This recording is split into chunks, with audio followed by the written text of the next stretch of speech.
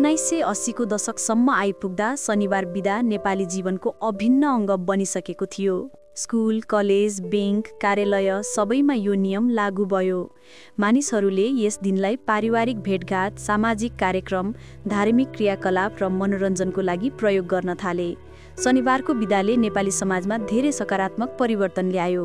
सामाजिक जीवनमा सुधार भयो, परिवारका सदस्यहरूले एकअर्कासँग समय बिताउन पाए, बालबालिकाहरू आफ्ना आमाबुबासँग खेल्न, घुम्न जान पाए।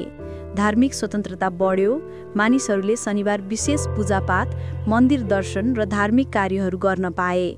खास गरी शनिदेवको पूजा गर्नेहरूका लागि यो अत्यन्तै सुविधाजनक भयो। आर्थिक गतिविधिमा पनि वृद्धि भयो।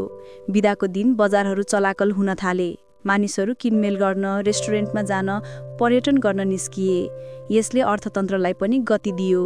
स्वास्थ्य र उत्पादकत्वमा सुधार आयो। नियमित विश्रामले कामदारहरूको स्वास्थ्यमा सुधार आयो। कार्यस्थलमा दुर्घटना घट्यो, उत्पादकत्व बढ्यो। समय बित्दै जाँदा नेपालमा थप परिवर्तनहरू आए। 2001 मा नेपालमा ठूलो राजनीतिक परिवर्तन भयो। लोकतन्त्र बलियो हुँदै गयो, श्रमिक अधिकार र कल्याणकारी योजनाहरू बढे। 2006 मा जनआन्दोलन पश्चात नेपालमा गणतन्त्र स्थापना भयो। नयाँ संविधान बन्यो। श्रम ऐनले कामदारहरूको अधिकारलाई थप सुदृढ बनायो। शनिबार बिदाको अलावा अन्य बिदाहरू पनि थपिए। केही संस्थानहरूले शुक्रबार र शनिबार दुवै दिन बिदा दिन थाले। विद्यालयहरूमा 2 दिन छुट्टी हुन थाल्यो। बैंक र सरकारी कार्यालयहरू भने शनिबार मात्र बन्द रहन्छन्।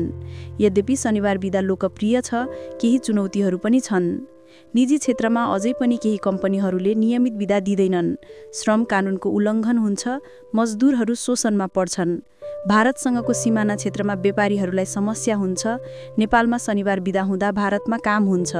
आइतबार नेपालमा काम हुँदा भारतमा बिदा हुन्छ। यसले व्यापारमा असर पार्छ।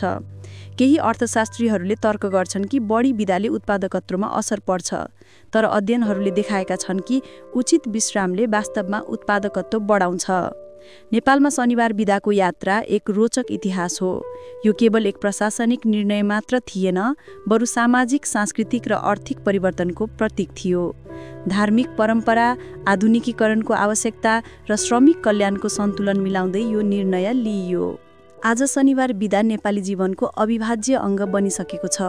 यसले मानिसहरूलाई आफ्नो परिवार, समाज र आध्यात्मिकतासँग जोडिन मद्दत गरेको छ। काम र जीवनको सन्तुलन कायम गर्न यसले महत्त्वपूर्ण भूमिका खेलेको छ। भविष्यमा पनि यो परम्परा जारी रहनेछ। सायद थप सुधारहरू आउनेछन्। तर शनिबार बिदाको मूल भावना, विश्राम, पुनर्जीवन र सन्तुलित जीवन सधैँ नेपाली समाजको केन्द्रबिन्दु बनिरहनेछ।